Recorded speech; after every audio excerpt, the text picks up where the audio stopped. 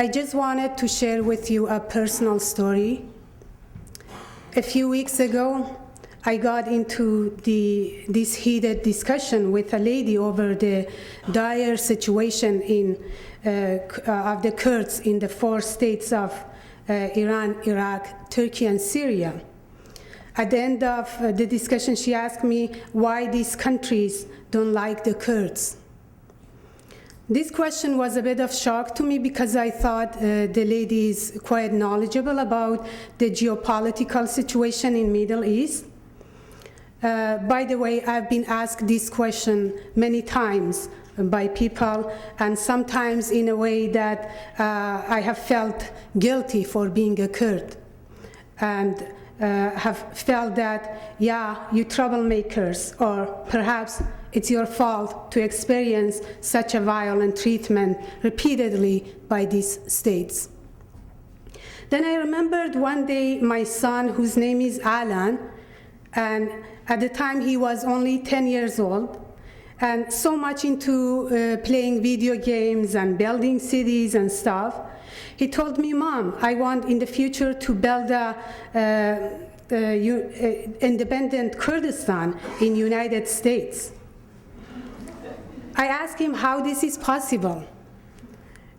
He said that he would move all the Kurds from 4 parts to US and build a state for them inside the country so they can live safely and can be who they are.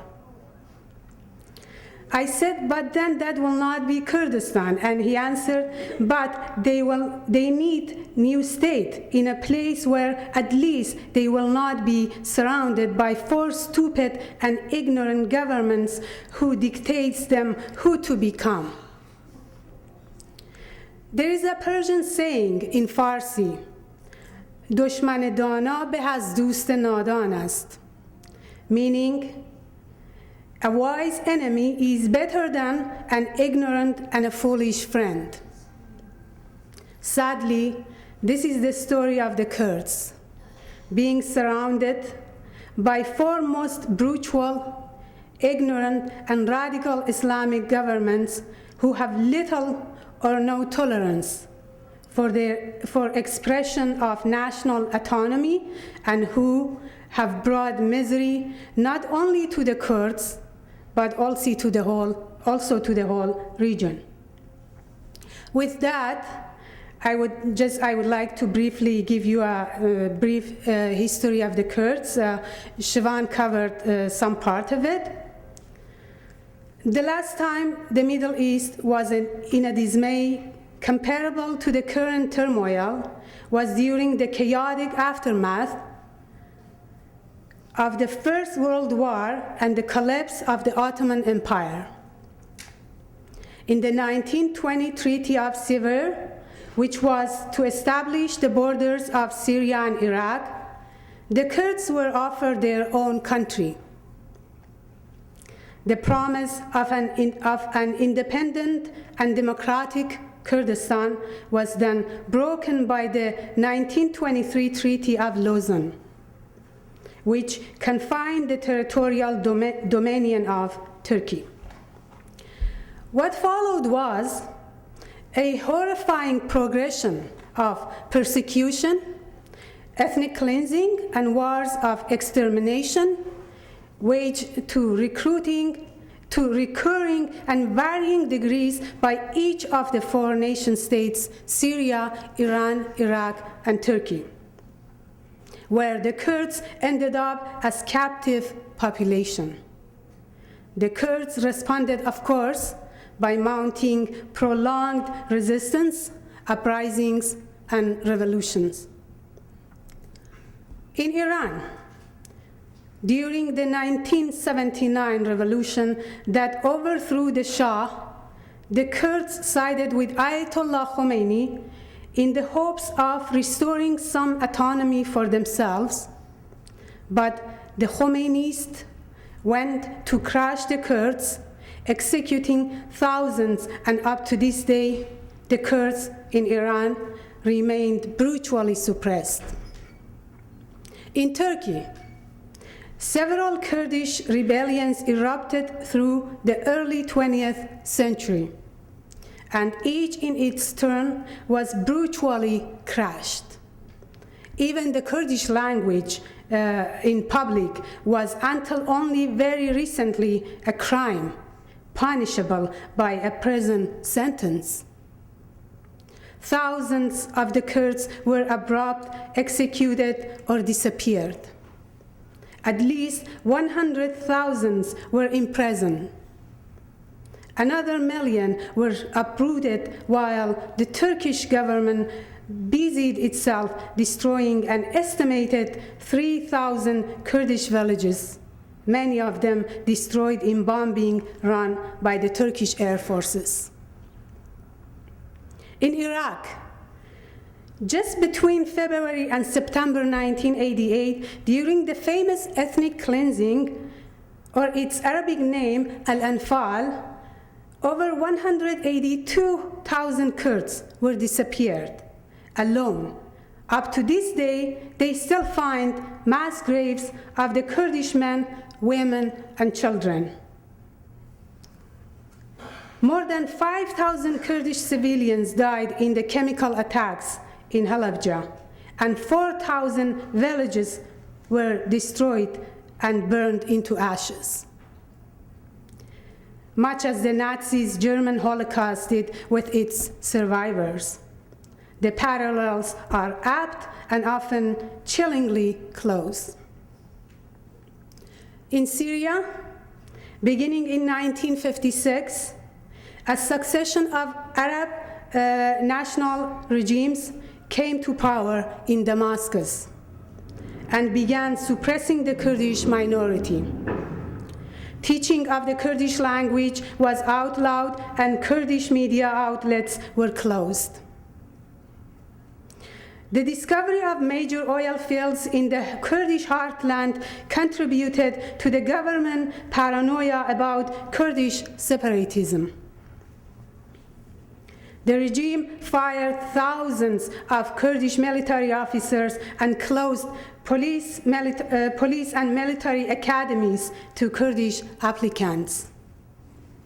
Thousands of the Kurds in Syria were classified as a non-citizen foreigners who, on their identity cards, without the right to vote, own property, or obtain government jobs. It's funny though, however, they were not exempted from serving military. In addition, thousands of the Kurds were not officially acknowledged at all and had no identity cards. They could not even receive treatment in state hospitals or obtain marriage certificates. A land reform program designed by the government was to politically and economically weaken the Kurdish community.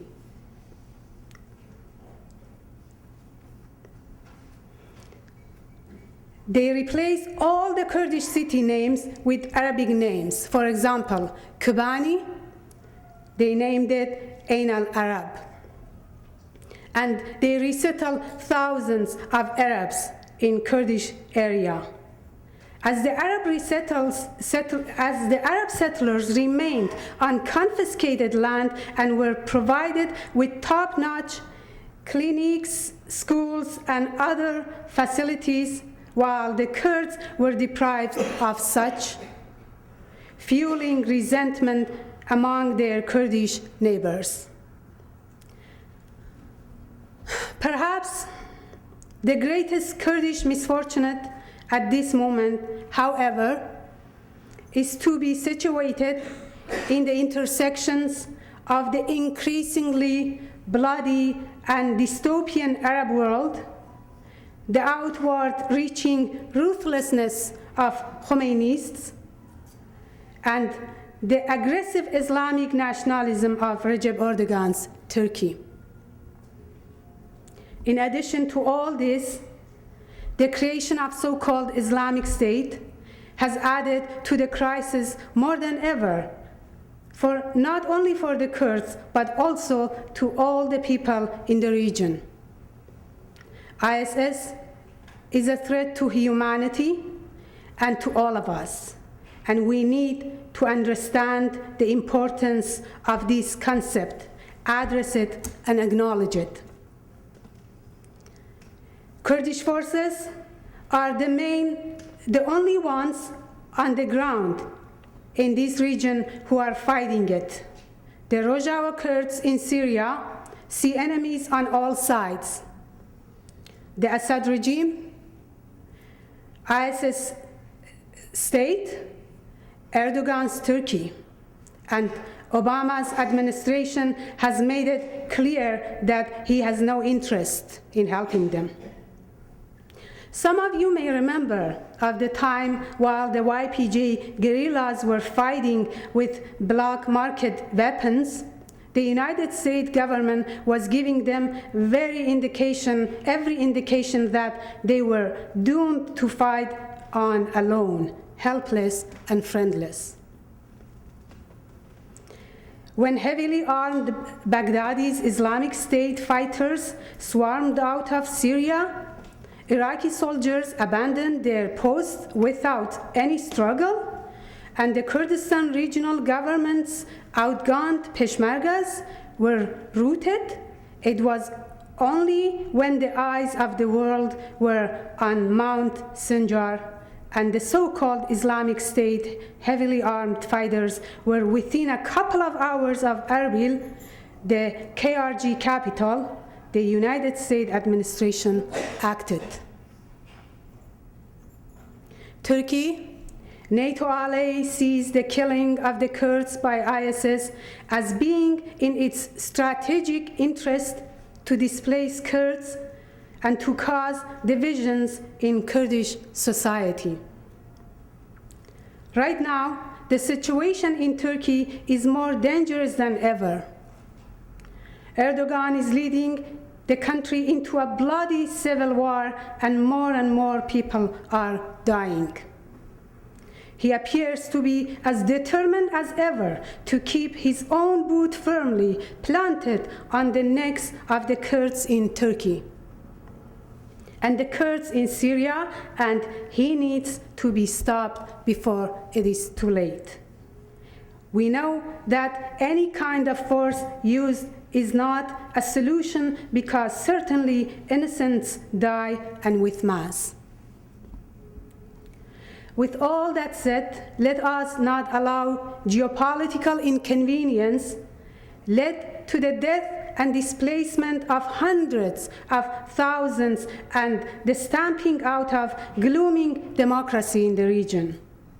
It is time to treat the Kurds, at least in Syria, as an independent entity with legitimate needs and wants of its own, an entity that has more than earned its place at the bargaining table, and an entity that could very well become a role model for the entire region. There is an old saying among the Kurds, we have no friends but the mountain. It seems this is not the case anymore. Although the international policymakers and US administrations are still reluctant and unwilling to respond to the pledge of the Kurds, but the international civilians who have initiated responding to and lobbying for the cause. Hannah Bowman, once a Canadian model, is one of among many who found her purpose and decided to run away from her cushy life in Vancouver and towards the front lines in the war against ISIS. Hannah, known by her YPJ name as Hevai Peleng, meaning Tiger's Son, is one of the several Canadians and perhaps the only woman who could not ignore the fact that fight against ISIS, the fight against evil and darkness, and to regain human dignity. She is now a Canadian YPJ fighter who recently came back from Rojava, Kurdistan in Syria. She has passionately become a Kurdish ally using her photos and experiences to further the Kurdish cause for independence. Also, Kurdish community is so fortunate to have Nesi Koya as an active member of the community in Vancouver. She has strived to create awareness towards fundamental Kurdish issues. She has also organized many awareness campaigns and fundraiser initiatives to aid the millions of displaced people in Kurdistan. Nesi currently is a teacher in Surrey, and she is passionate about sharing her knowledge. Today, Nesi and Hana will introduce you to powerful, captivating women who did not let Islamic State dictate their fate. A world where women are taking a direct stance against the barbaric acts of terrorism. They will share with you photos and videos of Hana's journey fighting along with YPJ. They will provide you with an inside perspective from both the Canadian and Kurdish perspective about the women warriors of Kurdistan. We will take questions after the discussion. So with that, I ask you give your full attention to Hana Bowman and Nesi Koya. Please join me in welcoming them both.